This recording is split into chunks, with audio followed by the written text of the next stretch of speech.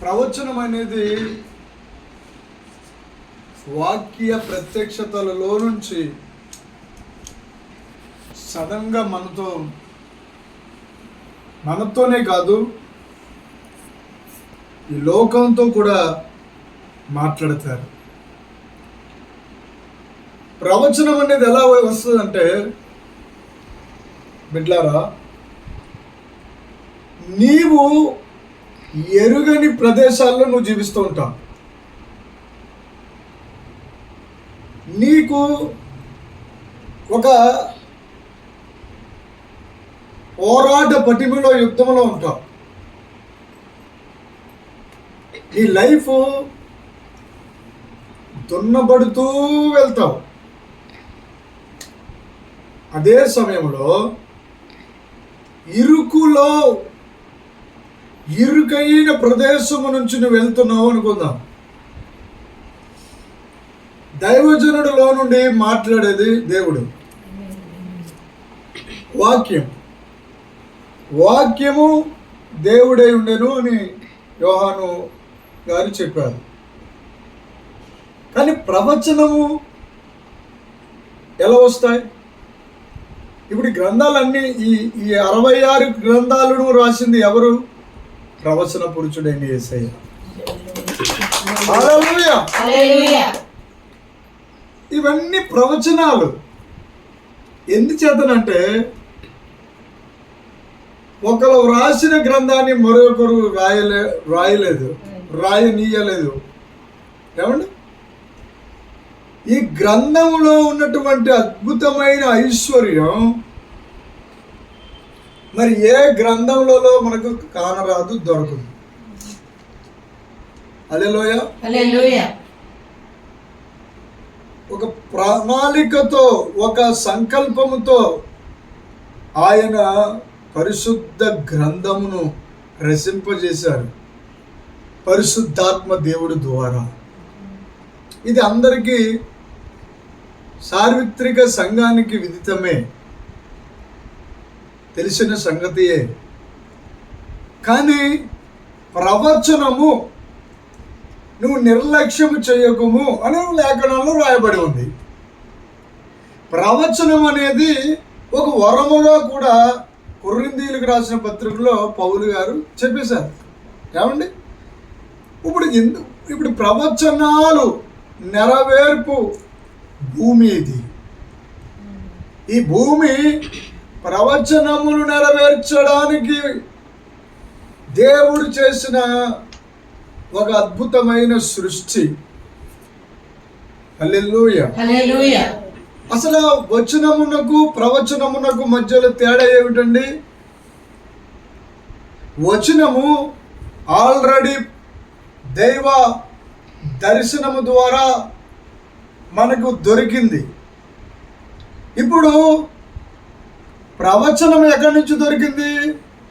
వచనమేమో అలాగని దొరికింది. ప్రవచనము ఎలా దొరికిందంటే దీర్ఘదర్శుల ద్వారా దొరికింది. హల్లెలూయా. అంటే ఎలాగనో మనకి దీర్ఘదర్శి అంటే సుదీర్ఘముగా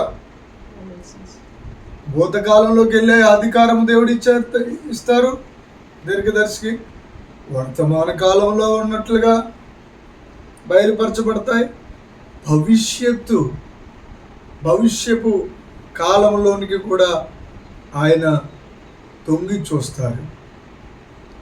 ఆయన దూరదృష్టి కలిగి ఉంటారు. సహజంగా ప్రతి మనిషికి ఈ 3 లక్షణాలు ఉండొచ్చు, కొద్దిగా ఉంటాయి. ఎందుకంటే మనం దేవుడిలో నుండి వచ్చాం కనుక దేవుడికి ఉన్న సకల గుణములు మనలో కన్ఫర్మ్గా కనబడతాయి. దేవుడు ఎంతటి పరిశుద్ధుడంటే ఆయన పేరు పరిశుద్ధుడు, మహాపరిశుద్ధుడు. ఆయనను ఎవరు చూడలేరు, చూడనేరరు కూడండి. ఆయన ఊహలకు కూడా మనము సరిపోజాలము. ప్రస్తుతం అంతా ఎందుకండి, ప్రస్తుతం కనబడుతున్న ఈ భూ ప్రపంచం అంతా ఇది వాస్తవం మనకి గోడ. కానీ దేవుని యొక్క అంతర్గత మనసులో ఆ ఉత్కృష్టమైనటువంటి దేవదేవుని స్పర్శలో ఊహా చిత్రం ఇది. ఆయన ఊహించుకుంటేనే భూమి వచ్చిందంట. ఆయన ఊహించుకుంటేనే సర్వ సృష్టి కలిగింది. ఆ సృష్టిలో ఒక భాగము నీవు నేను. హల్లెలూయా. సృష్టి యొక్క ధర్మము నెరవేరుతూ ఉంది. కోట్ల కొలది ప్రజలు, ఆత్మ సంబంధమైన ప్రజలు, చాలామందికి ఒక భ్రమ ఉండిపోతుంది. నేను మంచి చేశాను, పూజ చేశాను, పునస్కారాలు చేస్తున్నాను, వ్రతాలు పాటిస్తున్నాను, యజ్ఞ యాగాదులు అర్పిస్తున్నాను, హోమములను అర్పిస్తున్నాను, బలి కర్మకాండలు చేస్తున్నాను, దానములు అన్నదానమా చేస్తున్నాను, గోదానములు చేస్తున్నాను, ఇంకా భూదానములు చేస్తున్నాను, బిడ్డ చెప్పినట్టుగా వస్త్రదానములు చేస్తున్నాను. ఇంకా చెప్పాలంటే పూర్వం రాజులు ఏం దానం చేసేవారంటే వజ్రాలు దానం చేసేవారు. ఇంకా చెప్పాలంటే బంగారం దానం చేసేవారు. ఈ దానాలన్నిటికంటే విలువైన దానం నిదానం. అదే పెద్ద ప్రధానం. దేవుడికి చప్పట్లు. అందుకోసం మనకి యేసయ్య వచ్చే రాకడికి దగ్గరలో ముందు మనం ప్రధానం చేయబడాలి. ప్రధానం చేయబడాలంటే ముందు మనకి నిదానం రావాలి. నిదానం రావాలంటే ముందు మనం నిలిచి ఉండాలి. హల్లెలూయా. ఎప్పటికప్పుడు పౌలు గారు, పేతురు గారు, యోహాను గారు ఎక్కువగా దేవుణ్ణి ఆరాధించి, దేవుణ్ణి పూజించి, కొనియాడుతూ లోన ఒక ఆశ ఉండిపోయింది. భావితరాలకి సర్వసత్యాన్ని ప్రకటించాలని వారిలో ఉన్నటువంటి ఆకాంక్షతో వారి గ్రంథాలు రాయడం జరిగింది. అవే పేతురు రాసిన మొదటి పత్రిక, రెండవ పత్రిక. పౌలు గారు అయితే 14 హెబ్రీ గ్రంథంతో కలిపి మొత్తం 14 గ్రంథాలు రాశారు. ఆయనంత పరిచర్య చేసి, మీరు గమనించండి, పరిశుద్ధ బైబిల్ గ్రంథం తిరిగేసి చివర చూస్తే పౌలు చేసిన ప్రయాణాలు ఒక మ్యాప్ ఉంది. నా ప్రియమైన దేవుని బిడ్డలారా, దేవుని మాటలు లో నుండి, దేవుని మాటలతో నిండి ఉన్న అపోస్తులు, ప్రవక్తలు, బోధకులు, యాజకులు, హల్లెలూయా, శాస్త్రులు, పండితులు, అనేక మంది ఆత్మ సంబంధమైన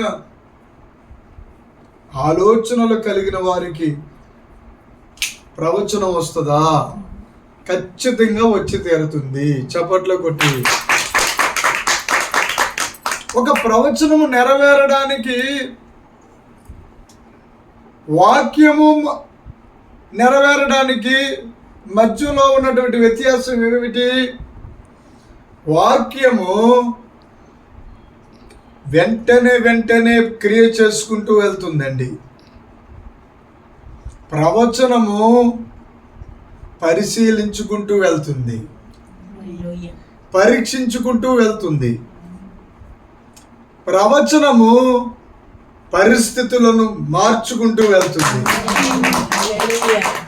ప్రవచనము మనలను ఫలవంతమైన వారిగా మార్చుకుంటూ వెళ్తుంది.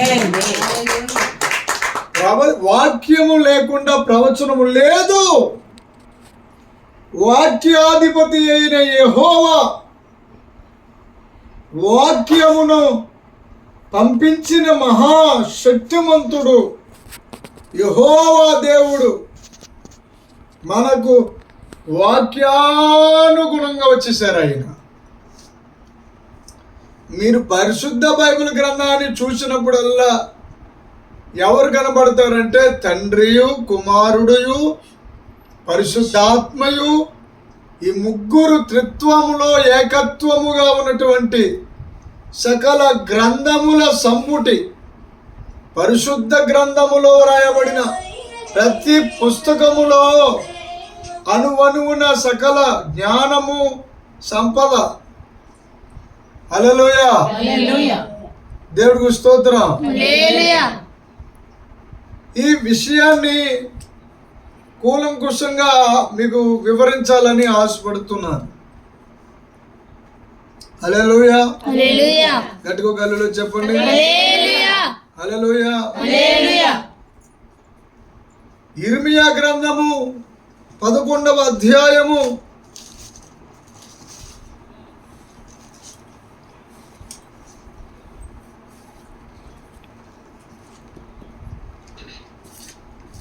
18వ లేఖనము.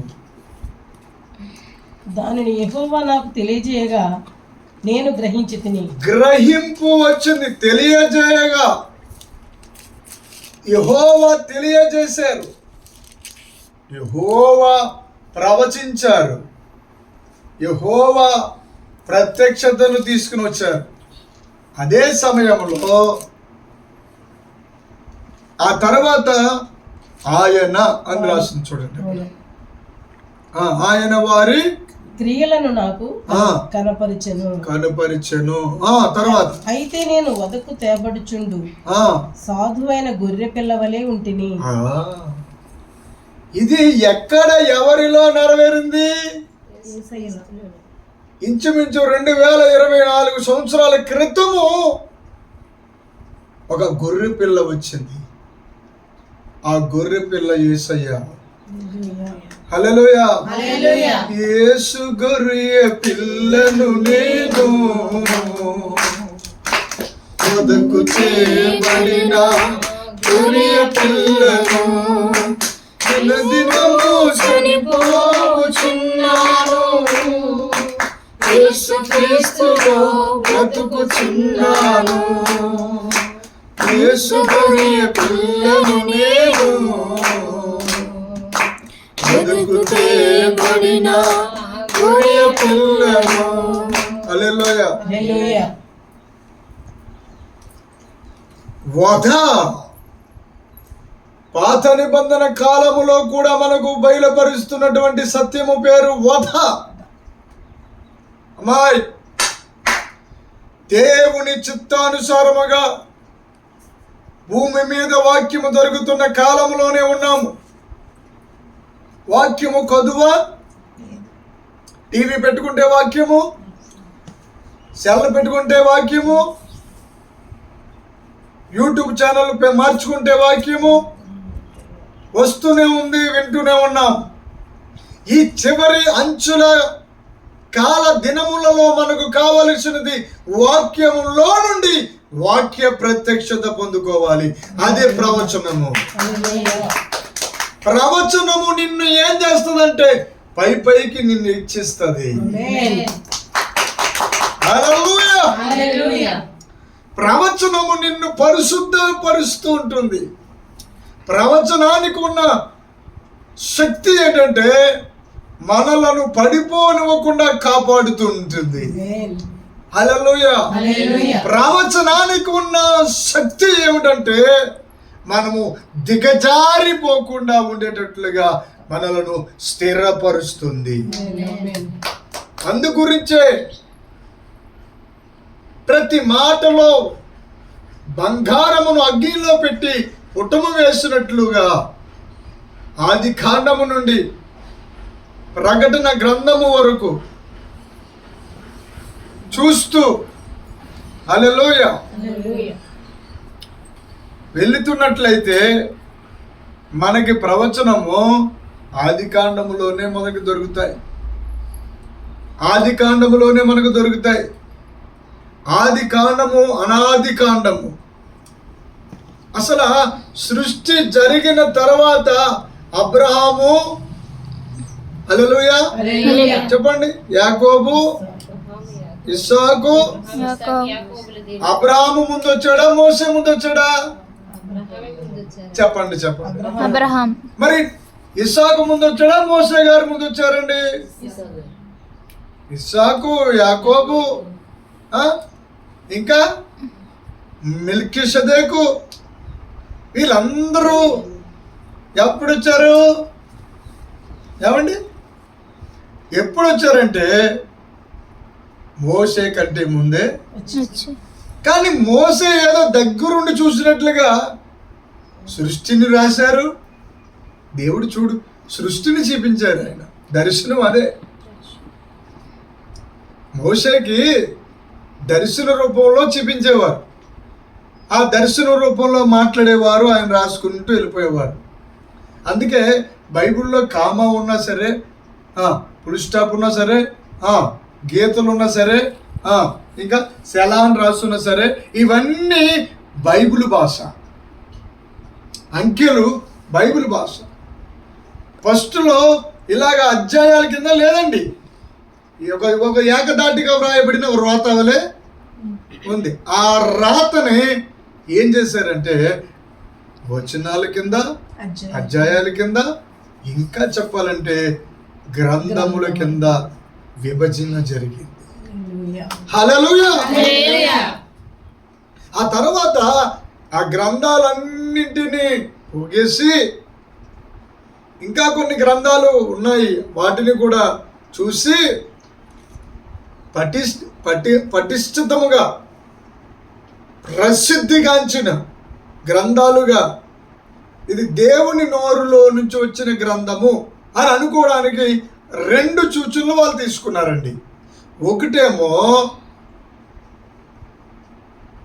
ఈ 66 పుస్తకాలలో ఎక్కడో ఒక చోట ఈ గ్రంథమును రాసిన యొక్క భక్తుడి యొక్క పేరు ప్రస్తావన జరిగి ఉండాలి, ఒకటి.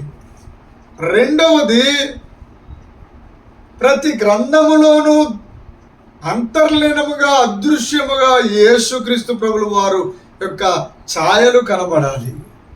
గట్టిగా దేవుడికి స్తోత్రం చెల్లిద్దాం. హల్లెలూయా. పరిశుద్ధాత్మ దేవుడు చెలవిస్తున్నటువంటి భాగం ఏమిటంటే, ఈ జ్ఞానము అందరికీ దొరకదు. ఈ జ్ఞానము వెతికే వారికి మాత్రమే దొరుకుతుంది. చూడండి, ఆ పక్కన ఎలా తిరగేయకుండా ఇర్మియా 9వ అధ్యాయము 24వ వచనము, అతిశయించేవాడు ఆనందించేవాడు అతిశయించువాడు దేనిని బట్టి అతిశయింపవలెనగా భూమి మీద కృప చూపుచు. ఏమండి, అతిశయించేవాడు ఎలా అతిశయించాలి అనగా భూమి మీద కృప చూపుచు నీతి న్యాయమును జరిగించుచు ఉన్న యెహోవాను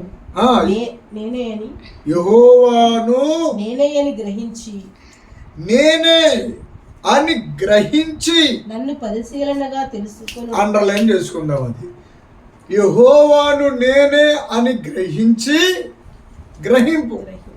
హల్లెలూయా. లేకపోతే నేను ఇస్తాను కాను. హల్లెలూయా. అది పరిశీలన చేయాలి. అక్కడ పరిశీలనగా, పరిశోధించడం వేరు, పరిశీలన వేరు. ఇంచుమించు 2 ఒకటే అర్థాన్ని తీసుకుని వస్తాయి. కానీ ఇక్కడ పరిశీలన అంటే దాంట్లో పరిశీలన అంటే పూర్వకాలం ఏమనేవారంటే శీల ఎత్తున్నారా అనేవారు, శీలలు వేసారు అంటారు. ఇది ఇప్పుడు ఎక్కడ వాడుతున్నారు తెలుసా అండి? ఏమండి, కాళ్ళు ఇరిగిపోతే, చేతులు ఇరిగిపోతే, అదిగో ఏమన్నారమ్మా, శీల అంటే ఏంటి? లోనకి అటు ఇటు వేసి ఇరగకుండా అది పటిష్టంగా ఉండేటట్లుగా 2-3 సేర్లు వేస్తారు. ఇరిగిపోయిన కాలు ఇరిగిపోయింది. ఆ ఇరిగిపోయిన కాలుకి అతికించి దానిని అలా కదపకుండా ఉండేలాగా ఆ వెనక్కే ఇటు వెనక్కే ఈ పక్కన ఉన్న ఓస ఆ పక్కకే వచ్చేసి ఇలాగా సేలేసేస్తారు. అవునా కదా? ఒకటి వేస్తారు, రెండు వేస్తారా? నన్ను ఏం చెప్పమంటావయ్యా, దెబ్బలు పెట్టి వేస్తారయ్యా అన్నట్టుగా మీరు చూస్తారు. అవునా? కరెక్టే. హల్లెలూయా. అది దెబ్బలు పెట్టి వేస్తారు.